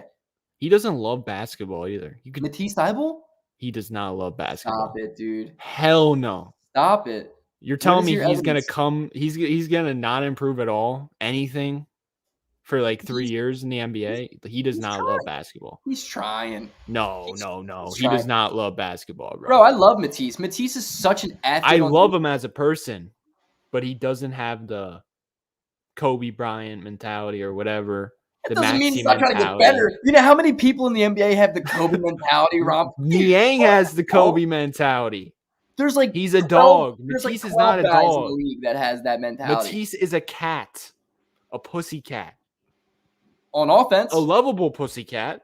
oh, I You love know, that pussycat, dude. he's a lovable pussy cat, but he's a pussy cat. Yeah, It's just how he is. He's not built like that. He wasn't raised to be a dog. He's a great person. You know, I would he's love a to meet dog on him defense. I would argue that he's a dog on defense. some nights. He just plays the game differently than you would, and most dudes would. Yeah, but he doesn't play basketball. He's No, playing Matisse. He's playing Matisse ball. yeah, but That's the thing. that's what we tell him to do. Like that's the thing. Like is he like this offensive dog? Of course not. Look God at the no. look at the Suns team. Look at the Warriors team. Do they have any player like Matisse Thybulle who has no idea what they're doing offensively? You're looking at it at the wrong way. You have to look at it as do How they am I have supposed to anybody look at who it? do they have anybody on the defensive side of the basketball No. Yeah, they have that can Draymond do Green, what, who's one of the smartest players of all time. but it's not the same And thing. Dude, I'll take Gary Payton the second. Please give me him I'm over not, Matisse not Thybulle. over Matisse Thybulle. On defense, dude. Come on now. Oh, On now I'm defense, triggered. as a That complete dude's a player, yeah. dog. As a That dude's a complete dog. player, yes, but not as a defender, dude. Oh, he's a better defender. He's smarter. Come on. Okay, smarts takes you so He's far. just not. He's not as tall. He's not as Yeah, tall. which is so important. Matisse Thybulle's length is what makes him so goddamn disruptive. He needs to be crazier on defense because he's jumping into the passing lanes and then dunking the shit out of the ball. Let's get on to scheduling. I don't want to talk about Matisse anymore. So the next 5 games, how many are we winning? We have the Timberwolves on the road, Knicks on the road, Knicks at home, Cavs at home, Heat on the road. Wait, let me pull it up. Nice. Just screw whatever I said. I wasn't listening. I was too focused on the Matisse argument. What is it as defender a lotto type? What is a lotto type? Like a lottery player. Oh, all right. Yeah, see? He's just a really weird player. He really is. He's just a I weird disagree. player. I think his defense is overrated. Oh, God.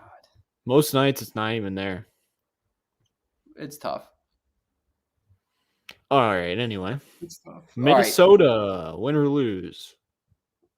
Dubsky. Easy. Harden coming out. You think we're losing that game? Get the fuck out of town. We're winning that shit by 15. I gotta win, but Karl Anthony Towns, man, he's good. It's actually a really tough matchup for Embiid because he's a stretch 5, like a true stretch 5. There could be a little growing pains, and it's in Minnesota. Bro, Harden's been on like 15 teams in 6 months. You think it's growing pains? He's used to playing teams with new teammates. That's a win, I guess. Could be a loss. You think, if we lose game 1 with Harden, ESPN's going to lose their shit. I mean, Minnesota's really good. Really good? No. Good and better than normal? Didn't we lose to them in overtime last time? Oh, yeah, we're going to win then. That's how it works. Yeah. That's on the road, too? Sixers don't lose on the road this year. So then we got 2 against the Knicks. We better beat them both times. If we lose to the Knicks, I'm done. I would imagine. We might lose at home. But you know what? Probably not because Harden coming into his first home game. Damn, we have to wait till Wednesday for a home game? Come on. Yeah. And then we got the Cavs. That's a loss, I feel like, We beat them. I mean, we handled them last time. I think the Cavs are the team I want to play in the first round more than anything because Embiid matches up with them the best. Yeah, I'm not saying they don't have a single. I'm not scared of them, but I'm just saying we come out 3-game winning streak. We beat the Cavs already. They want revenge because we destroyed them low key. Yo, I can't do this shit because I'm looking at every game and I'm like, win. Yeah, it's a win. That's a win. I'm like 27 games in. I'm like, nah, dude, it's a win. If it's up to me, I think the Sixers don't lose a game for the rest of the There's season. no way we're winning at Miami. Yeah, it's a tough game. But we So, got Harden, bro. so we got 2 losses right now. Chicago, we own Chicago. Come on now. I think I think we lose that game against Chicago. Damn, 2-game losing streak. Woo. Yeah, I think we win the first 4, lose to Miami and Chicago, and we come out and historically beat the Nets by 66 points. That's my guess. It's going to be So 157. We're 5-2 right now. 5-2. 5-2. And And then we have the Magic. Orlando win. Denver win. Ooh, Denver's going to be tough, man. Yeah. It's at home though. We're not really a good home team. I'm you know counting it what, as a dude? win. That's a really good point, Mel. Embiid's never lost to Chicago. So he's bound for a loss. Or it's the Ben Simmons New York effect, and he just doesn't lose. Dude, winning 12 in a row. I'm betting Chicago that night, by the way. It's hard All to right, do. I'm going to bet Sixers at Miami then. Why not? Why the Denver hell not? win. We'll beat Cleveland at Cleveland. We'll beat Cleveland one of those 2 games. I'll say one of those 2 games. Dallas, we're going to beat them because we choked that game. Remember that game? We should have won that game. I think we lose that. No. We're That's a winning trap that game. game, bro. That's a game that we don't win. It's not a back-to-back. Friday night, though. Yeah, that we might lose, but I'm thinking a win. Oh, Raptors and then Heat. Oh my god, dude, we could be. I could see us like going on a losing streak and people being like jumping the ship. Oh, it's over! It's over! Why did we do the trade? I say we beat the Raptors and Heat and Lakers and Clippers, and then we lose to the Suns. You know what's funny? We finished with the 2 seed. That's my prediction. You know what's funny? None of this shit matters until the playoffs. So I don't even care. As long as we don't like fall into the playing game, I don't care what seed we are. And I mean, honestly, I care. You know me. I want to be the underdog. So I want to face the Bucks in the first round because that team don't scare me. I'm not afraid of the Bucks.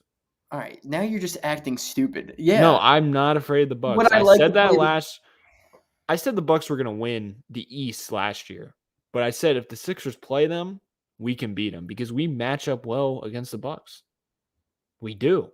Embiid can guard Giannis at times. We match up better against them than other teams do, but we don't match up well against them. We had to play a perfect game to beat them in Milwaukee. Like, I don't want to put Milwaukee in the first round. Don't just, I do. No, you don't, dude. I want to see the champions and I want to beat them. No, you don't want to do that. I'm not afraid of the Bucks. No, the teams I'm afraid of is the Heat. Please don't say the Raptors, because I know you want to say I am afraid of the Raptors. Over the Milwaukee Bucks. I don't think the Bucks are as motivated as last year. I think we match up well against them. I don't think without Brook Lopez, that's a bigger loss than people realize because he's a willing shooter. And now you got Serge Ibaka, who isn't a willing shooter. Like Serge Ibaka. And then Chris Middleton's been a shell of himself. Still an all-star. He's mentally checked out. Drew Holiday's great. But they didn't get Goran Dragic. I'm telling dude, it's hard. It is hard to repeat. The Bucks had a lot of things go their way last year. I'm not saying they're going to repeat because I genuinely sit here and think that Philadelphia could make it out of the East. Like, from a non-biased position, I genuinely believe that. But I also think that I don't want to face the team that just won the goddamn finals in the first round of these. Because everyone's going to be like, oh, Bucks are winning. Bucks are this. Bucks are that. And you know what that means? Underdog mentality, and we need that. But Giannis goes in and plays 150% every time. It doesn't matter, dude. Like, the thing is, am I afraid of Milwaukee? Probably not. But do I want to play them in the first round of the playoffs? Embiid can lock up Giannis. We just never put him on him in a regular season game because it doesn't matter, and we don't want to put that, energy on Embiid. I would put him on Giannis, and I would allow James Harden to go ham offensively.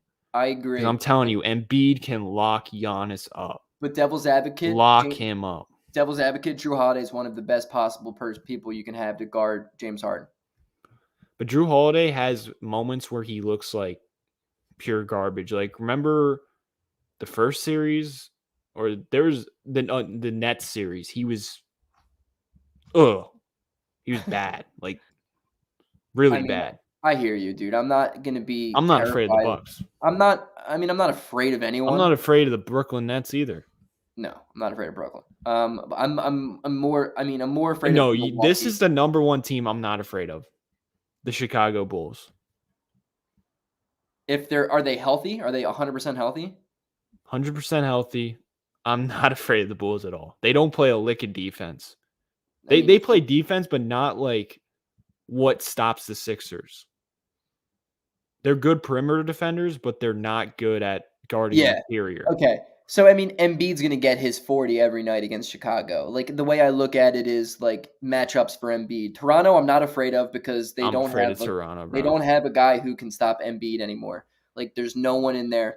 They're so long though. They got Nick Nurse. That's They cool, got the dude. Toronto. The Toronto might just own Philadelphia effect. I don't Nah, know. nah. Stuff is weird. I don't want to see Toronto. I don't want to be in Toronto. I hate Toronto. So do I, but like I just from a matchup standpoint, they cannot match. They don't match up well with Philadelphia. I really want to face Cleveland in the first round because I think they're going to Yeah, I be don't mind that. happy. I think they're going to be happy enough to make the playoffs. But like the thing is, I look at teams that have the ability to stretch the floor out on us, and those are the teams we're going to have our biggest issues with. Milwaukee does that, man. Miami does that really well. Both of those teams are wing athletic, good enough fives that can guard Embiid and guys who can stretch the floor out, and defensively it's going to give us issues. But I look at teams like Cleveland who have 14 7-foot centers playing like starting for them, and Embiid gets to just take his time down low. Like he's going to get position, he's going to get rebounds, he's going to fight down low, he's going to get fouled. Like Embiid's going to dominate Cleveland because he doesn't have to exert energy on the other end of the court. He gets to stay down low and play interior defense.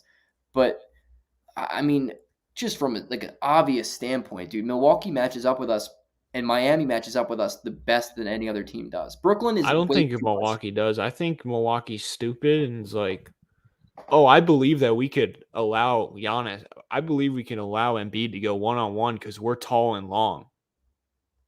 I think they believe that, low-key. And without Brook Lopez, bro, Brook Lopez is huge for them. But Bobby Portis is good. Yeah, but he can't guard Embiid. You saw what Embiid did to him. Yeah, of course. He would foul. Yeah, 4 fouls the last game. But he would foul Bobby Portis out, bro. That's a 6-7 game series. Nah, it's a 5-game series, bro. I'm not afraid of the Bucks, bro. It's just big dick energy on your end. I know. I think Miami is a tough series.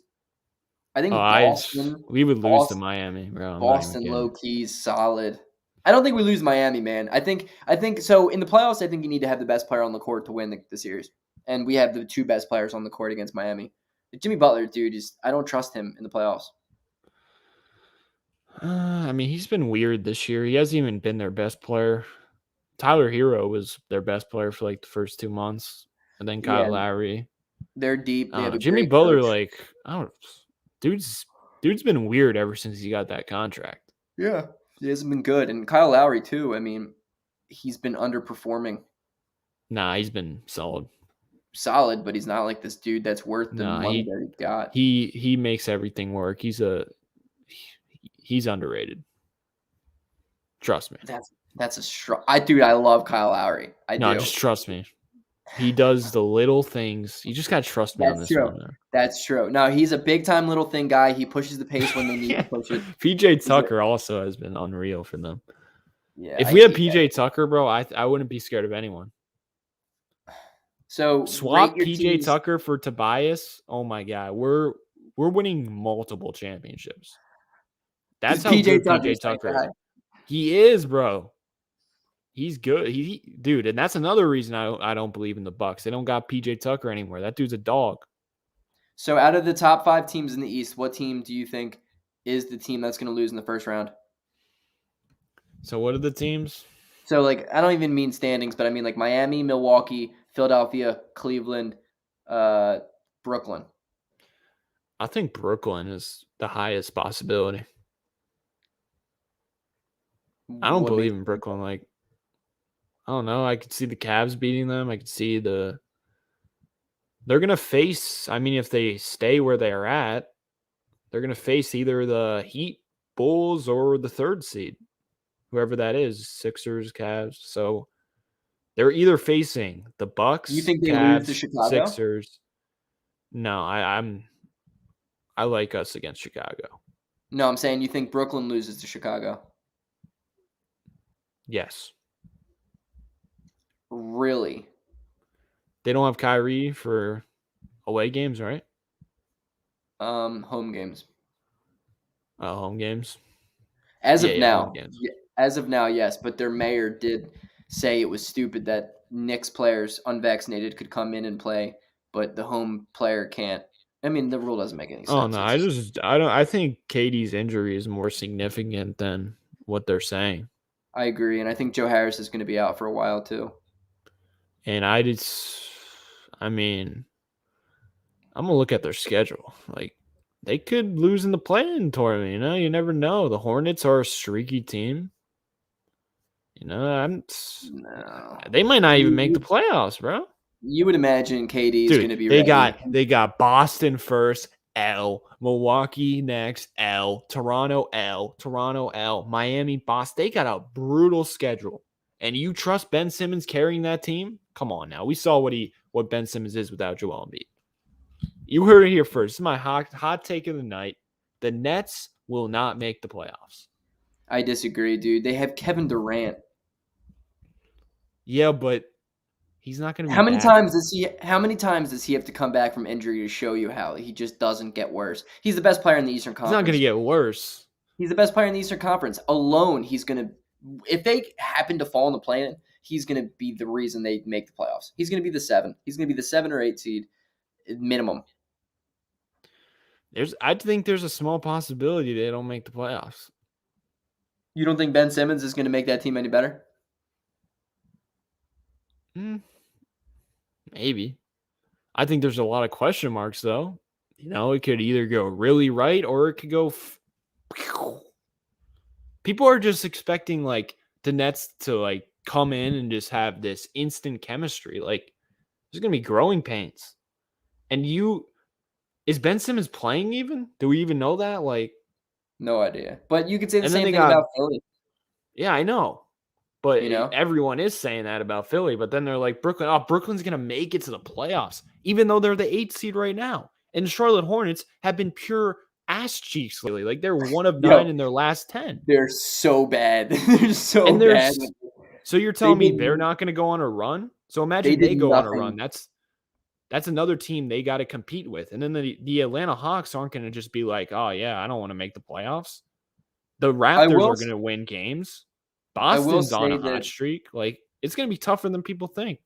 I will say that I think Harden is a better and more seamless fit in Philadelphia than Ben Simmons is in Brooklyn. That doesn't mean it's a bad fit in Brooklyn. I think it's ideal for Ben Simmons. And I think if everything works out for Brooklyn, they're going to be a top 3 team in the Eastern Conference. And I think they're going to be a team that's going to go to the conference finals, arguably. But I think it really, if you really look at it, say Brooklyn gets the 8 seed or 7 seed, they're going to have to go through like Miami, Philadelphia, and Milwaukee. Like that's really crazy. Like The that's really scariest thing for Brooklyn is if Boston doesn't fall off and if Toronto doesn't fall off. That's the thing. If Toronto starts losing games, which is very possible, and Boston starts losing games like they were in the beginning of the season, and they get up to that like 5th seed, they'll be fine. But I don't know. I think the East is loaded, and loaded. there's a lot of question marks with the Nets with what's going on. Kyrie, we know he's not a leader. He's a top 75 player of all time, probably, you know.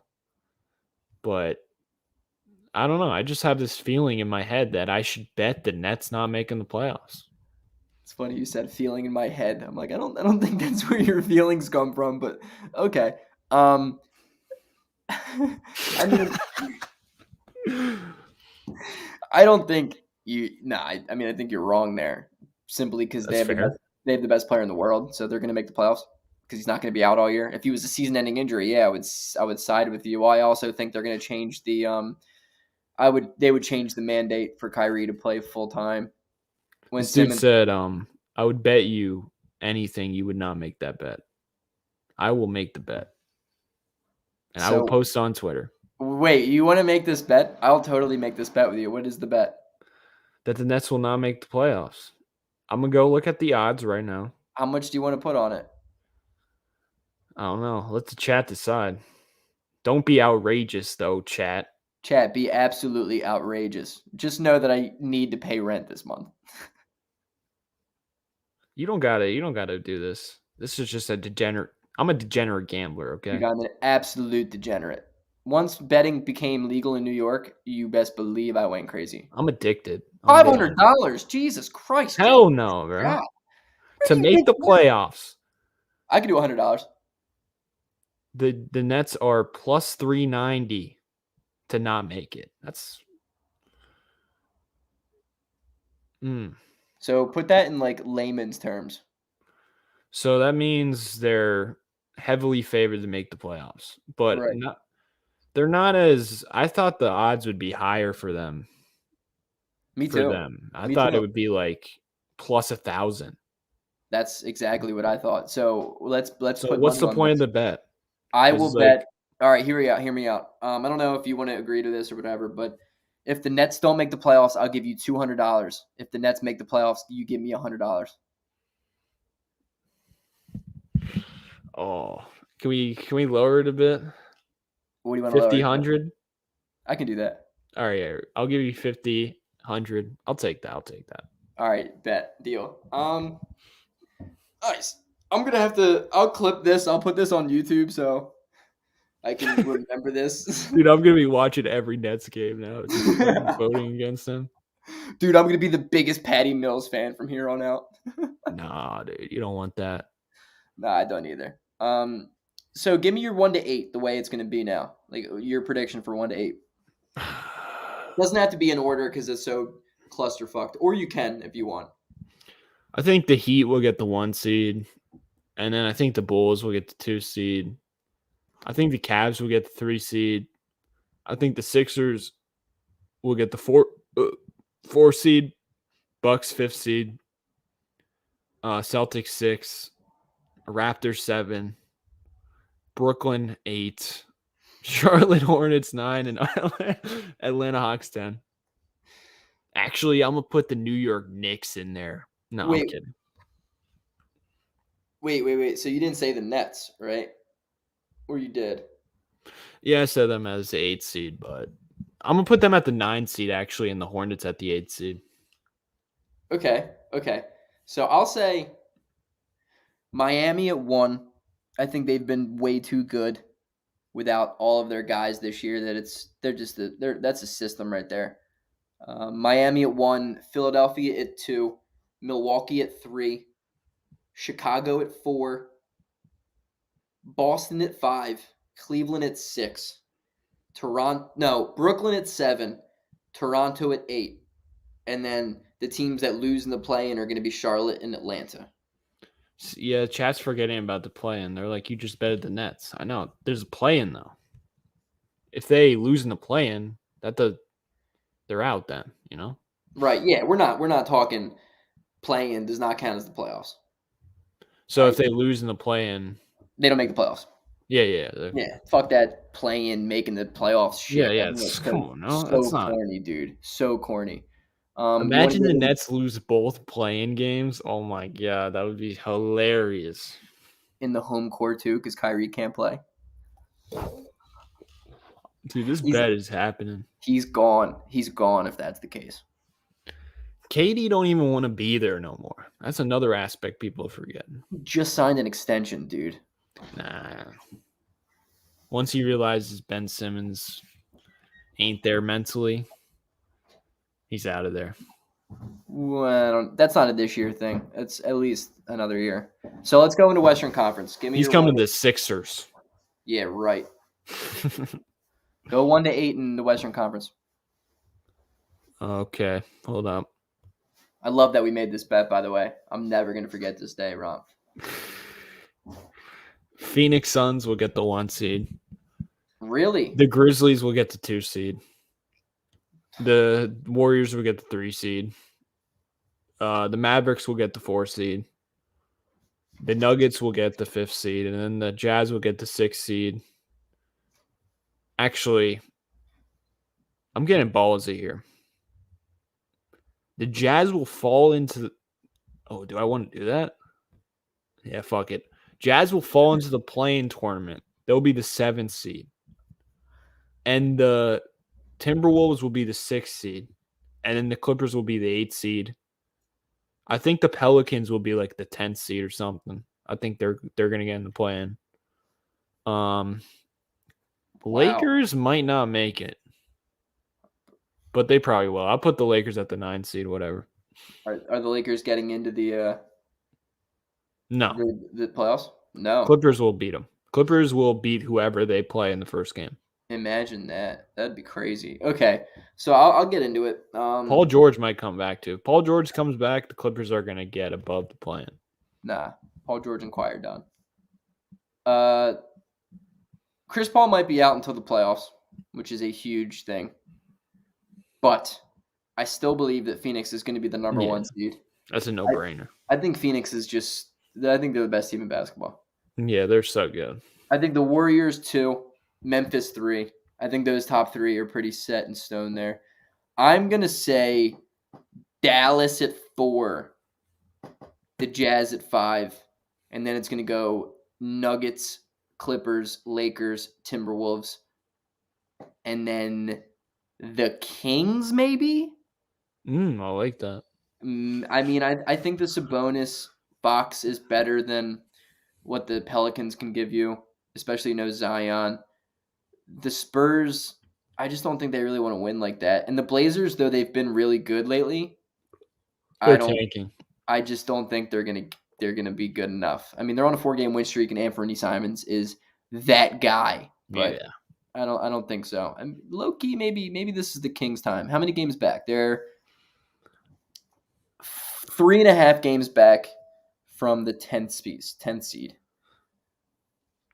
Yikes. Maybe not. I'm gonna go out on the limb and say Sacramento gets that 10th seed. I like it. They're just they're one of the dumbest teams ever. Yeah. They just play stupid. They'll play really well, and then they make weird, dumb mistakes. Like, they're hard to watch. Because I betted on them multiple times. Yeah, well, that's your fault, dude. Why the hell would you bet on the Kings? Hey, one night they beat Sabonis' first game. They beat Indiana, and they were like plus 400. I was like, I gotta take this. I took it, and they beat them by like 15. Yeah, that was a big time win. And so my thing with the Suns, I know that Chris Paul's out for the year, or maybe we'll see. He gets reevaluated in 6 to 8 weeks, but currently they're 6.5 games up from the Warriors at the 2 seed. And I think that their team is so freaking good, 1 through 12, that even losing Chris Paul, I think they're going to stay above water. I'm not going to say that they're going to win the 2 seed by people forget Chris Paul was injured against the Lakers in the first round, and they cruised. They did cruise against the Clippers too. Like half the playoffs, Chris Paul was injured and couldn't even shoot. Yeah, and they were still reeling and dealing. Talk about playoff guys that we just never seen. Very unlucky. It's so unlucky, man. It's killed Harden's legacy, given how unlucky he was. But I think the Suns, I mean, Campaign's a really good backup. Plus Aaron Holiday, man. And if you look at their schedule, it's not hard whatsoever. No, I love the Aaron Holiday. Like 6.5 games. That's a lot for their caliber.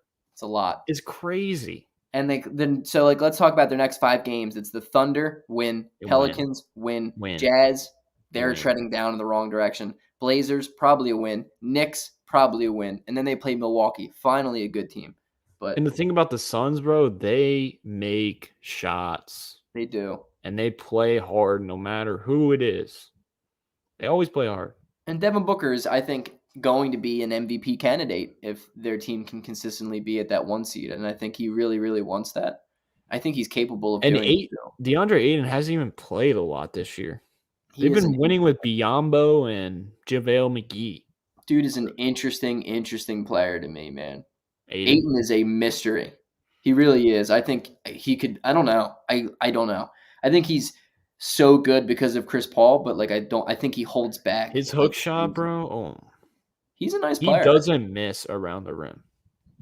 He just doesn't. He's not aggressive enough. That's his problem. That's his thing. Yeah. But it He also doesn't kind of need to helps be. the Suns' offense. Yeah, I think he just plays his role really well. He doesn't Yeah. need to be. So who gets the number one pick? He doesn't miss layups, or like rarely. That's the thing about him. Yeah, That hook shot is just, whew. I think Embiid's gonna bully him though. Come Oh, yeah. our game. So who's gonna finish with the worst record this year? Houston, Orlando, Detroit.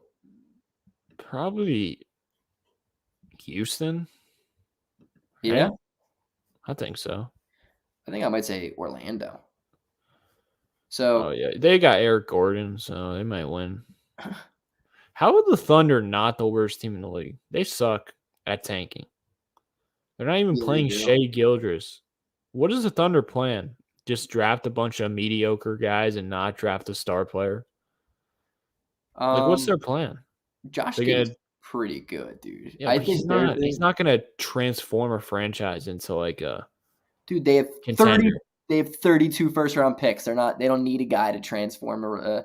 I also think Shea might Yeah, be but that guy. Shea, you think Shea is mentally there? He's just losing every season, like eventually, you got to win with Shea. Yeah, Like he's definitely getting sick of that shit. I think Like, what they're was he gonna gonna do. wait his whole career? I think their timeline is depending on where they get a pick this year. I think they want Victor Wembanyama in next year's draft. It's crazy. They're gonna draft Bronny. It's And crazy, get yeah, LeBron. right? It's crazy how teams are tanking for dudes who are like 17 years old. Like that's Yeah, wild. you never know what those guys are gonna turn into. Like I don't think Chet Holmgren's going to be any good. I think Lou Dort's a hell of a player, Yeah, he's a but stud. it's like they just got a bunch of guys who I don't see like just transforming them into a winning team. But that's what I think Oklahoma City does such a good job of just getting a bunch of really good guys, and then whenever they do strike and get that dude, it's going to change everything. And I think Shea is really close to being that guy. Like I think he is an all-star caliber player, a Yeah, I shot agree, creator. but they're just putting nothing around him. Yeah, it's weird, man. I don't know. I kind of root for OKC because I think it's the closest thing to Hinkie, and I love the shit that he did. But it's a weird whatever they're doing because they're trying to tank, but like every year they're just not bad enough. I don't I know don't know if what it's a they're good doing. thing or bad thing. I don't know. I don't. Just give us Derek Favors Please. and And then Kenrich Williams.